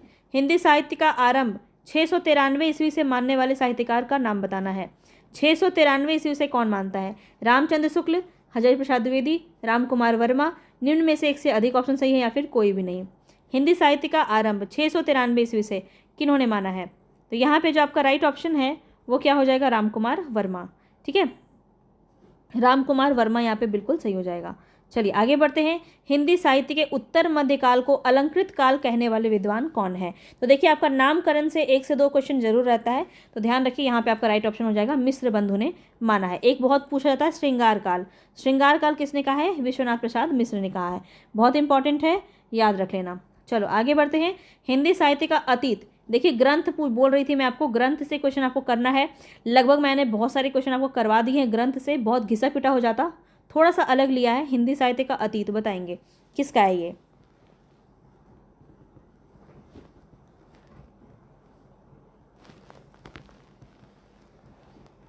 यहाँ पे बात करूँ, विश्वनाथ प्रसाद मिश्र, विश्वनाथ त्रिपाठी, श्याम सुंदर दास, इन तीनों में से कौन सा ऑप्शन आपका सही होगा। विश्वनाथ प्रसाद मिश्र की यह रचना है हिंदी साहित्य का अतीत। ठीक है, ग्रंथ कर लीजिएगा, हर बार पूछा जा रहा है ग्रंथ से क्वेश्चन, इनफैक्ट यहाँ से क्रम से भी पूछा जा रहा है, तो डेट भी इसका ध्यान में रखिएगा। ठीक है, जो इंपॉर्टेंट वाले हैं बस उतना कर लो, काफ़ी है। ऐसे तो बहुत सारे हैं, लेकिन जो इंपॉर्टेंट है, जो बहुत फेमस है, उसी को कर लीजिए, क्योंकि आपसे बहुत ज़्यादा डीप में नहीं आएगा। निम्नलिखित में से कौन निर्गुण भक्ति धारा का नहीं है, बताएंगे। रैदास, नानक, कबीर। नहीं बताना है आपको कौन सा होगा यहाँ पे, रैदास, नानक, कबीर, ये तीनों ही है। तो कौन हो जाएगा, फिफ्थ ऑप्शन सही हो जाएगा, इनमें से कोई नहीं। आगे बढ़े नेक्स्ट क्वेश्चन पे। निम्न में से कौन आदिकाल के अंतिम चरण के सुप्रसिद्ध कवि हैं, बताइए। अंतिम चरण के सुप्रसिद्ध कवि कौन है आदिकाल के? अमीर खुसरो, अब्दुल रहमान, पुष्पदंत। कौन हो जाएंगे यहाँ पे आपके राइट ऑप्शन? तो यहाँ पे याद रखना राइट ऑप्शन हो जाएगा अमीर खुसरो। फर्स्ट ऑप्शन आपका बिल्कुल सही हो जाएगा। चलिए आगे बढ़ते हैं। नेक्स्ट क्वेश्चन है यहाँ पे, ज्ञानाश्रयी निर्गुण काव्य का दार्शनिक आधार क्या था? ज्ञानाश्रयी निर्गुण काव्य का दार्शनिक आधार क्या था? शुद्धाद्वैतवाद, विशिष्टाद्वैतवाद, अद्वैतवाद। निम्न में से एक से अधिक है, निम्न में से कोई नहीं। तो यहाँ पे जो आपका राइट ऑप्शन होगा वो क्या होगा, अद्वैतवाद। ये किसके द्वारा किया गया? तो शंकराचार्य। ठीक है। सारा ये भी मैं आपको बताना भूल गई थी, सारा जो आपका प्रवर्तक है उसको ज़रूर कर लीजिएगा। जो भी आपका संप्रदाय है, जो दर्शन है, वहाँ से आपका भक्ति काल से क्वेश्चन पूछा जा सकता है, तो उसको भी आपको बहुत अच्छे से कर लेना है। वो मैं आपको कितनी बार ही करवा चुकी हूँ, जब मैं भक्ति काल करवा रही थी बहुत बार आपको करवाया है, तो बस उसको याद रख लेना, ठीक है, क्योंकि वहाँ से भी क्वेश्चन आपका बन सकता है। सूफी प्रेमाख्यान परंपरा का प्रथम काव्य ग्रंथ बताएंगे यहाँ पे कौन सा है? सूफी प्रेमाख्यानक परंपरा का पहला कौन सा ग्रंथ है? चंदायन, मधुमालती, मृगावती। निम्न में से एक से अधिक या निम्न में से कोई नहीं। तो याद रखना कौन हो जाएगा, चंदायन। अच्छा, बहुत सारे लोगों ने अलग अलग माना है, ये भी क्वेश्चन आपका एक पूछ लेता है, तो यहाँ पे ध्यान रखेंगे। अगर मैं बात करूँ रामचंद्र शुक्ल ने किसे माना है, अच्छा ये नहीं बताऊँगी। अगला क्वेश्चन आपका है यही, तो ये नहीं बताऊँगी। चलो आगे का और दूसरा बता देती हूँ, रहने दो, आगे बताऊँगी है क्या पूछ, क्योंकि मुझे क्वेश्चन कई बार याद नहीं रहते कि ये वाला डाला है मैंने कि वो वाला डाला है, तो इसीलिए देखो है ना यहीं पे क्वेश्चन आपका, रामचंद्र शुक्ल प्रेमाख्यानक परंपरा की पहली रचना किसे मानते हैं, बताइए आप। सत्यवती कथा, चंदायन, मृगावती। अभी मैं बता देती तो आप इसका आंसर आराम से कर लेते ना, इसीलिए नहीं बताया। चलो अब यहाँ पे बताओ। तो मैंने आपको आप अगर स्टार्टिंग से जुड़े हैं मेरे साथ, तो मैंने काफ़ी बार आपको बताया है भक्ति काल। जब मैं आपको अभी रिसेंट में जो मैं आपको करवा रही थी, पहले का तो बहुत कुछ करवाया हुआ है, लेकिन अभी रिसेंट में आपको भक्ति काल करवा रही थी, बहुत अच्छे से ये सभी चीज़ें मैंने आपको डिटेल में बताई हुई हैं, ठीक है, काफ़ी बार डिस्कस किया है, तो अब तक तो आपको याद हो जाना चाहिए अच्छे से। तो रामचंद्र के बारे में हमने क्या डिस्कस किया था कि राम जी ने मृग देखा था, कहाँ, वन में देखा था, तो कुतवन की रचना है क्या, मृगावती। तो ये एकदम कनेक्टेड है एक दूसरे से, तो ये आसानी से आप याद रख सकते हैं। रामचंद्र शुक्ल के अनुसार मृगावती जो है आपके बिल्कुल सही ऑप्शन हो जाएंगे, ठीक है। और ये किसकी रचना है, कुतवन की, तो ये भी आपको इसी प्रकार से याद रहेगा, ठीक है। अब मैं बात करूँ तो कुछ और है, ये भी आप देख लो एक बार, जैसे कि राम कुमार वर्मा। तो इस प्रकार से क्वेश्चन आपका पूछ लेगा, राम कुमार वर्मा ने किसे माना है, चंदायन को, ठीक है, जो कि सर्वमान्य है। चंदायन को माना है। चंदायन की रचना किसकी है, तो मुल्ला दाऊद की है। बताया था ना मुल्ला दाऊद वाला कि दाऊद जो है वो चांद पे भी छुप जाएगा तो भी हम उसे पकड़ लेंगे, तो किसी भी तरह से आपको याद रखना था, बस चांद से याद आ गया, चांद पे भी छुप जाएगा तो उसको हम पकड़ लेंगे, मुल्ला दाऊद। और इसके बाद कौन थे, गणपति चंद्र गुप्त। तो गणपति की अगर हम बात करें तो इन्होंने किसे माना है, तो याद रखिएगा असाइद की रचना है, असाइद की रचना है हंसावली। क्या है, हंसावली, ठीक है। तो ये हंसावली जो है गणपति चंद्र गुप्त ने इसे प्रथम माना है, तो याद रखेंगे, बहुत इंपॉर्टेंट है। एक और है जो हजारी प्रसाद द्विवेदी का है, हजारी प्रसाद द्विवेदी, इनके द्वारा कौन सा है, तो सत्यवती कथा, सत्यवती कथा ये किसका है, ईश्वरदास का है। ये रचना किसकी है, तो ईश्वरदास की है। तो पहली आदिकाल का पहला रचना, मतलब सूफी प्रेमाख्यानक काव्य परंपरा में पहला रचना जो है हजारी प्रसाद द्विवेदी का द्वारा अगर पूछ लिया जाए उनके अनुसार, तो कौन हो जाएगा, सत्यवती कथा हो जाएगा, ठीक है। याद कैसे रखेंगे, भगवान की कथा, ईश्वर की जो कथा है उसको 1000 बार पढ़ते हैं लोग, ईश्वर की जो कथा है उसको 1000 बार पढ़ते हैं। कथा से याद रहेगा सत्यवती कथा, और ईश्वर की कथा क्या होती है, सत्य होती है, जिसको 1000 बार लोग पढ़ते हैं। अब तो याद रहेगा, तो ईश्वर दास की रचना है सत्यवती कथा, और 1000 बार लोग पढ़ते हैं क्योंकि सत्य कथा है, तो 1000 से हजारी प्रसाद द्विवेदी। याद रख लेना, बस याद रह जाए आपको, और क्या। चलिए, संतन को कहाँ सीकरी सो काम, आवत जात पनैया टूटी बिसर गयो हरिराम। तो ये जो आपकी पंक्ति है ये बताना है, प्रसिद्ध पंक्तियां हैं और ये किसकी हैं। तो देखिए आपका प्रसिद्ध पंक्तियों से क्वेश्चन पूछा गया है आपका, तो ध्यान रखिएगा, बहुत इंपॉर्टेंट है, इस प्रकार के क्वेश्चन आपके पूछे जाते हैं तो बहुत ही ज़्यादा इंपॉर्टेंट है। ठीक है, तो यहाँ पे ये जो किसकी है, कुंभन दास की है। ठीक है, कुंभन दास की है, याद रखिएगा, बहुत ही ज़्यादा इंपॉर्टेंट है। आगे बढ़िए, नेक्स्ट क्वेश्चन है, सूरदास को पुष्टि मार्ग का जहाज किसने कहा था। वल्लभाचार्य ने, गोकुलनाथ ने, विट्ठलनाथ ने, इनमें से एक से अधिक या कोई भी नहीं। बताएंगे, फटाफट से बताइएगा, सूरदास को पुष्टि मार्ग का जहाज किसने कहा। सबको लग रहा है वल्लभाचार्य वल्लभाचार्य, पर होगा नहीं। ठीक है, उधर बुलाती है पर उधर नहीं जाना है आपको, कहाँ जाना है आपको, विट्ठलनाथ की तरफ। ठीक है, ऑप्शन नंबर 3 यहाँ पे सही हो जाएगा, विट्ठलनाथ जो है वो जानते। देखिए आपका क्वेश्चन पिछली बार बीपीएससी तैयारी 3 में पूछा गया था, अमीर खुसरो से संबंधित था कि कैसे था, कल करवाया था आपको, अब मुझे पंक्ति याद नहीं आ रही है। गोरी सोवे सेज पर मुख पर डारे केस, ये पंक्ति पूछी गई थी और ये किसके उपलक्ष्य में इन्होंने लिखा था, ये भी क्वेश्चन आपका बना था। उनके जो गुरु थे निजामुद्दीन औलिया, उनकी मृत्यु पर उन्होंने ये पंक्ति लिखी थी। तो इसी प्रकार से यहाँ पे पुष्टि मार्ग का जहाज जो है विट्ठलनाथ ने कहा था सूरदास की मृत्यु के उपलक्ष्य में। तो ये क्वेश्चन आपका देखिए मिलता जुलता है, हो सकता है पूछ ले, कोई नहीं जानता कि क्या क्वेश्चन बन जाए। तो सूरदास की मृत्यु पर विट्ठलनाथ ने कहा था, पुष्टि मार्ग को जहाज जात है, जाय कछु लेनो होय सो लेऊं। ठीक है, ये जो पंक्ति है ये किसकी है, विट्ठलनाथ की है और सूरदास की मृत्यु के उपलक्ष्य में इन्होंने कहा है, पुष्टि मार्ग को जहाज जात है, जाय कछु लेनो होए सो लेऊ। तो ये पंक्ति आपको याद रखना है। चलिए आगे बढ़ते हैं, निम्नलिखित में से अष्टछाप के कौन से कवि हैं। अब देखिए अष्टछाप मैंने आपको बहुत अच्छे से बताया है, पूरा क्रम से बताया है, तो बहुत अच्छे से आपको याद रखना है। आपको पता है कि वल्लभाचार्य और विट्ठलनाथ के शिष्य का वर्णन उसमें किया गया है। 8 कवि हैं अष्टछाप में। ठीक है, जिसमें 4 कवि वल्लभाचार्य के हैं और 4 कवि विट्ठलनाथ के हैं। अष्टछाप की स्थापना किसने की थी, विट्ठलनाथ ने की थी। ये सभी बात आपको ध्यान रखना है। अष्टछाप की स्थापना किस वर्ष हुई ये मुझे आप कमेंट बॉक्स में बताइए, बहुत ही इंपॉर्टेंट है, पूछा जा सकता है आपके एग्जाम में। ठीक है, एग्जाम दे के आना तब बताना कि कितना आपका लड़ गया यहाँ से, क्योंकि बहुत कुछ छोड़ नहीं रही हूँ मैं, इंपॉर्टेंट जितने भी है सारा कुछ कराने की कोशिश मैं आपको कर रही हूँ।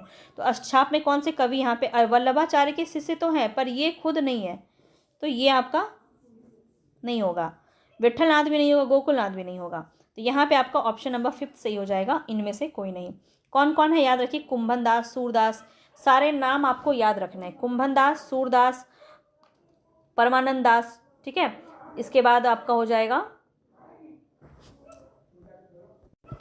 इसके बाद कृष्णदास हो गया, फिर गोविंद स्वामी, चित स्वामी, चतुर्भुज दास और नंददास। इस प्रकार से पूरा क्रम आपको याद रखना है, डेट भी याद रखना है क्योंकि क्रम से पिछली बार क्वेश्चन आपका बन गया था। चलिए, इस कवि के आश्रयदाता महाराजा शिवाजी और छत्रसाल बुंदेला के कवि, दरबारी कवि कौन है, देव मतीराम भूषण, निम्न में से एक से अधिक या कोई नहीं। रीतिकाल से क्वेश्चन है आपका, बताएंगे यहाँ पे राइट ऑप्शन क्या हो जाएगा। तो राइट ऑप्शन यहाँ पे आपका भूषण हो जाएगा। भूषण के शिवा बावनी इनकी रचना से आप याद रख सकते हैं, छत्रसाल दशक है ना, तो ये सभी किसकी रचना है, भूषण की है, तो उनके ही दरबारी कवि होंगे। अब यहाँ बताना है कौन सा विकल्प जो है वो सुसंगत नहीं है, मतलब गलत वाला आपको बताना है। काव्य विवेक, शिवा बावनी, वृत्त कौमुदी, प्रताप सिंह वरुदावली। तो आपको पता है काव्य विवेक किसकी है, चिंतामणि की है, सही है। शिवा बावनी भूषण की, अभी भी बताया। वृत्त कौमुदी किसकी है, मतीराम की है, ये भी सही है। प्रताप विरुदावली जो है ये सेनापति की नहीं है। तो यहाँ पे आपका राइट ऑप्शन 4th हो जाएगा, बिल्कुल ही सही। ये किसकी रचना है, तो ये भी याद रखिए, प्रताप सिंह विरुदावली जो है ये पद्माकर की है। ठीक है, पद्माकर की है, याद रखेंगे। चलिए आगे बढ़ते हैं, नेक्स्ट क्वेश्चन है यहाँ पे, ज्ञान राशि के संचित कोष का नाम साहित्य है। तो ये जो पंक्ति है ये कथन किसका है ये बताना है। हजारी प्रसाद द्विवेदी, महावीर प्रसाद द्विवेदी, आचार्य रामचंद्र शुक्ल, निम्न में से एक से अधिक या फिर कोई भी नहीं। ज्ञान राशि का संचित कोष का नाम साहित्य है, बहुत ही प्रसिद्ध ये पंक्ति है, काफी बार पूछी जाती है।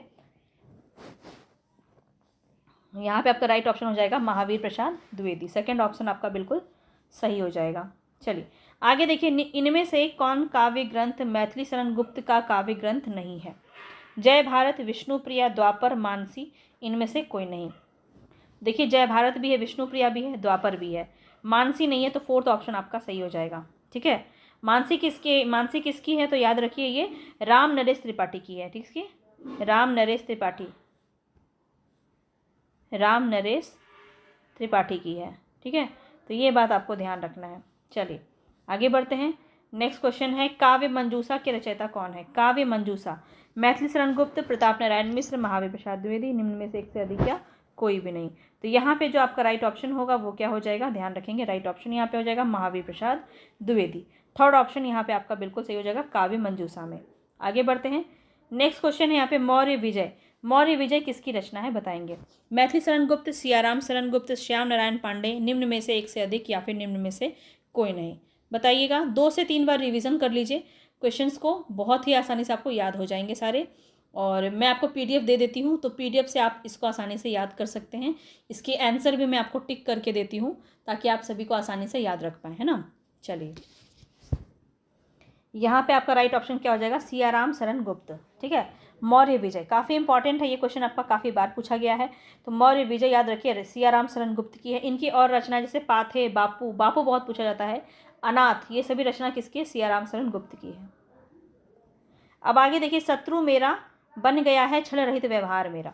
शत्रु मेरा बन गया है छल रहित व्यवहार मेरा, मतलब मेरा जो छल रहित व्यवहार है वही मेरा शत्रु बन गया है। यह जो है किस पंक्ति, किस रचना में कही गई है? तो याद रखना, ये तीनों रचनाएं आपको पता है हरिवंश राय बच्चन की है और मधुकलश में ये कही गई है। तो थर्ड ऑप्शन आपका बिल्कुल सही हो जाएगा। ठीक है, चलिए आगे बढ़ जाते हैं नेक्स्ट क्वेश्चन पे। नेक्स्ट क्वेश्चन है यहाँ पे आपका, बालकृष्ण शर्मा नवीन का सर्वप्रथम प्रकाशित काव्य ग्रंथ कौन सा है? सर्वप्रथम यहाँ पे देखिए, क्वासी, उर्मिला, कुमकुम, ये तीनों ही रचना बालकृष्ण शर्मा नवीन की ही है। ये भी बात आपको ध्यान रखना है। उर्मिला भी याद रख लीजिएगा, किसका है? बालकृष्ण शर्मा नवीन का भी है। ठीक है, उर्मिला और किसका है ये भी मुझे आप कमेंट बॉक्स में बताइएगा। ठीक है, उर्मिला किसकी रचना है? और भी रचना इन्होंने, इनके नाम से और भी रचनाएं की गई हैं, और वो किसने की है ये मुझे आप कमेंट बॉक्स में बताएंगे। बालकृष्ण शर्मा नवीन की भी काव्य ग्रंथ है उर्मिला, और कुमकुम यहाँ पे आपका राइट ऑप्शन हो जाएगा। कुमकुम क्या है? तो इनका सर्वप्रथम प्रकाशित काव्य ग्रंथ है बालकृष्ण शर्मा नवीन का। ठीक है, चलिए आगे बढ़ते हैं। नेक्स्ट क्वेश्चन है यहाँ पे आपका, किस विकल्प में रचना और उसका प्रकाशन वर्ष सही नहीं है? जूही की कली, युगांत, कामायनी, यामा। बताएंगे, रचना और प्रकाशन वर्ष दिया गया है। जूही की कली आपको पता है किसका है? निराला का है। ठीक है, निराला का है, और 1916 इसका ही बिल्कुल सही है। युगांत किसका है? सुमित्रा नंदन पंत का है। ठीक है, पंत का है, और 1936 ये भी सही है। कामायनी जो है 1938 में नहीं है, तो ये आपका गलत हो जाएगा। ये किसका है? जयशंकर प्रसाद की रचना है कामायनी, और ये कितने में हुई है? तो 1935 में हुई है ना। 1935 में हुई है, ये बात आपको याद रखना है। ठीक है, यामा महादेवी वर्मा की है 1940 में, ये भी सही है। तो थर्ड ऑप्शन यहाँ पे आपका सही हो जाएगा। चलिए आगे बढ़ते हैं। मधुशाला में हरिवंश राय बच्चन ने किस छंद का प्रयोग किया है? दोहा का, सोनेट का, रुबाइयाँ, एक से अधिक सही या फिर कोई भी नहीं। यहाँ पे आपका राइट ऑप्शन क्या हो जाएगा? Option number 3। ठीक है, मधुशाला में हरिवंश राय बच्चन ने जो छंद का प्रयोग किया है वो है आपकी रुबाइयाँ। इसमें क्या होता है? तो दो जो पंक्ति हो, ये 4 पंक्ति होती है इसमें टोटल। ठीक है, इस काव्य में 4 पंक्तियाँ होती हैं छंद में, और 2 जो होते हैं उसके अंत में तुकांत होता है, और तीसरा जो होता है वो क्या होता है? ये स्वतंत्र होता है, इसमें कोई तुकांत नहीं होता है। तो इस प्रकार से ये छंद आपका लिखा जाता है। चलिए आगे बढ़ते हैं नेक्स्ट क्वेश्चन पे। काव्य आत्मा की संकल्पनात्मक अनुभूति है, यह पंक्ति किसकी है बताएंगे।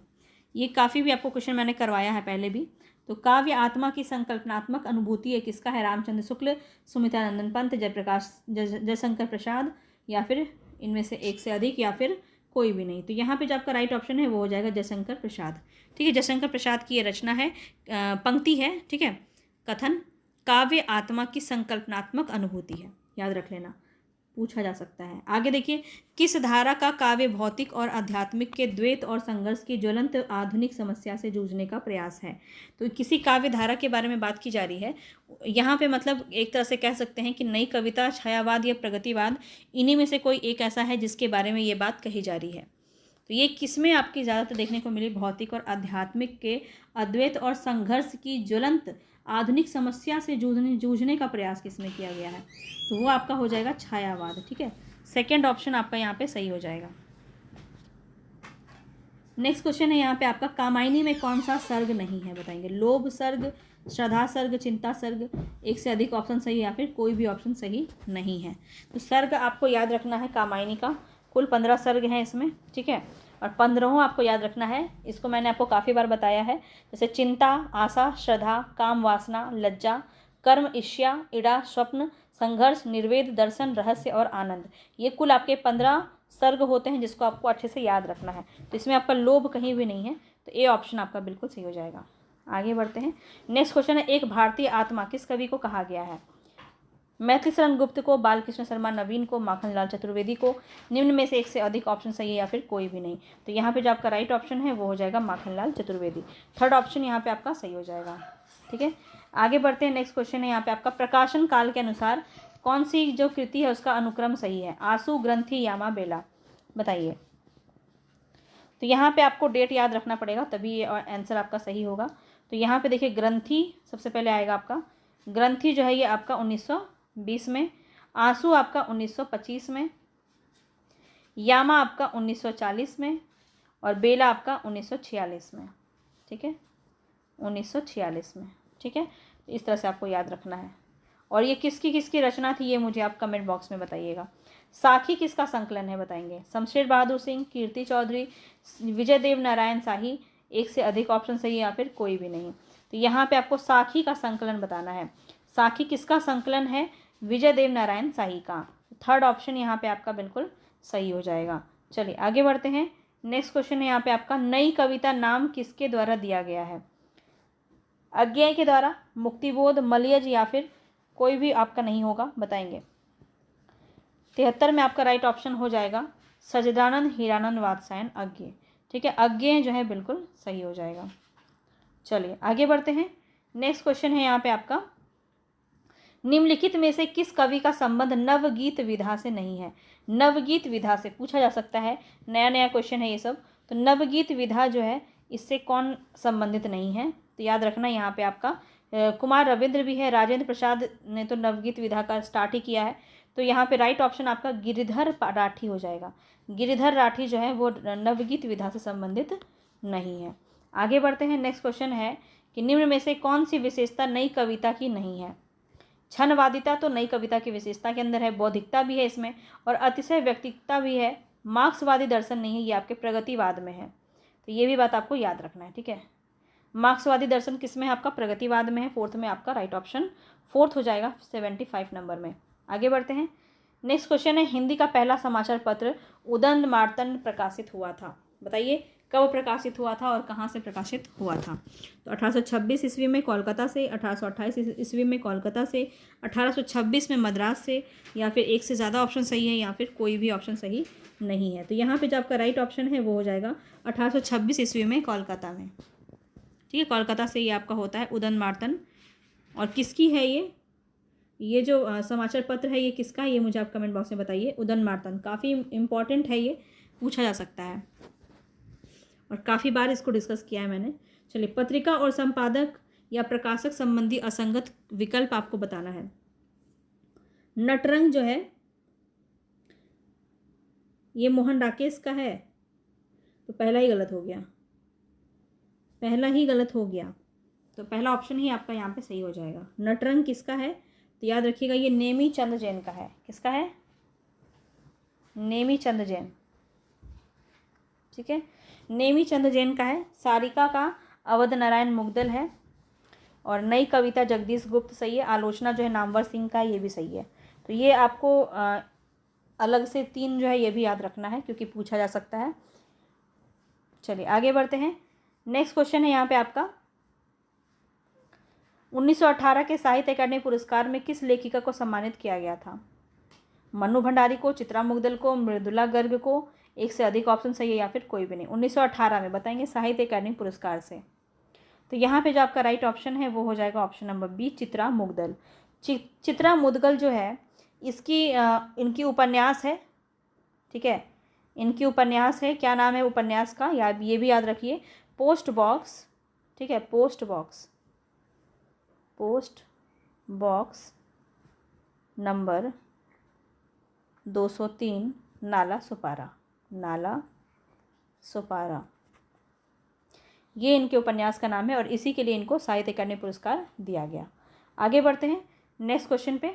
ज्ञानपीठ पुरस्कार से पुरस्कृत कृति कौन सी है? कामायनी, चिदम्बरा, परिमल, निम्न में से एक से अधिक है, निम्न में से कोई नहीं। तो यहाँ पे आपका राइट ऑप्शन है चिदम्बरा। कब मिला था? 1968 में मिला था। ठीक है, किसको मिला था? सुमित्रा नंदन पंत को। ठीक है, सुमित्रा नंदन पंत को मिला था 1968 में। और ये भी आपको ध्यान रखना है कि हिंदी में ज्ञानपीठ पुरस्कार सबसे पहला जो मिला है वो इन्हीं को मिला है, चिदम्बरा के लिए। तो अगर ये भी पूछा जाए तो ये भी आपको ध्यान रखना है। कामायनी जो है इसके लिए जयशंकर प्रसाद को मंगला प्रसाद पारितोषिक पुरस्कार दिया गया था। तो ये भी याद रखेंगे, ये आपका ज्ञानपीठ पुरस्कार के अंदर नहीं आता है। चलिए आगे बढ़ते हैं। नागरी प्रचारणी सभा, आज का अंतिम क्वेश्चन है ये। नागरी प्रचारणी पत्रिका का प्रकाशन कब शुरू हुआ? 1890 में, 1980 में, 1896 में, इनमें से एक से अधिक ऑप्शन सही या फिर इनमें से कोई नहीं। तो यहाँ पे जो आपका राइट ऑप्शन होगा वो क्या हो जाएगा बताएंगे? नागरी प्रचारणी सभा का प्रकाशन। तो यहाँ पे याद रखिए सी ऑप्शन आपका सही हो जाएगा 1896 में। नागरी प्रचारणी सभा का प्रकाशन वर्ष 1896 ईस्वी में नागरी प्रचारणी सभा का आरंभ हुआ और यह पत्रिका आपकी त्रैमासिक थी। बहुत इंपॉर्टेंट है, पूछा जाता है। ठीक है, त्रैमासिक थी, ये भी याद रखेंगे। और इसके जो संपादक थे वो श्याम सुंदर दास। देखिए 4-5 नाम है इनका, तो कोई भी एक आपके ऑप्शन में हो सकता है 2 ऑप्शन में हो जाए, तो इसलिए आपको याद रखना है। मैं बोल देती हूँ, श्याम सुंदर दास, गौरी चंद्र हीराचंद ओझा, देवी प्रसाद, चंद्रधर शर्मा गुलेरी भी इसके जो है संपादक रह चुके हैं, और वेनी प्रसाद। ठीक है, वेनी प्रसाद, ये आपको याद रखना है नाम। पुनः सुन लीजिए, श्याम सुंदर दास, गौरी शंकर हीराचंद ओझा, देवी प्रसाद, चंद्रधर शर्मा गुलेरी और वेनी प्रसाद। तो ये नाम आपको याद रखना है नागरी प्रचारणी सभा के संपादक के रूप में। इनमें से कोई भी क्वेश्चन आपसे पूछा जा सकता है। तो इस प्रकार से आज हमने पूरा 80 क्वेश्चन कंप्लीट कर लिया है। और इसमें इस 80 में आपके कितने बने ये मुझे आप कमेंट बॉक्स में बताइएगा। ठीक है, चलिए मिलेंगे फिर से नेक्स्ट वीडियो में। तब तक के लिए धन्यवाद। पसंद आया हो तो लाइक, शेयर और सब्सक्राइब ज़रूर कर दीजिएगा।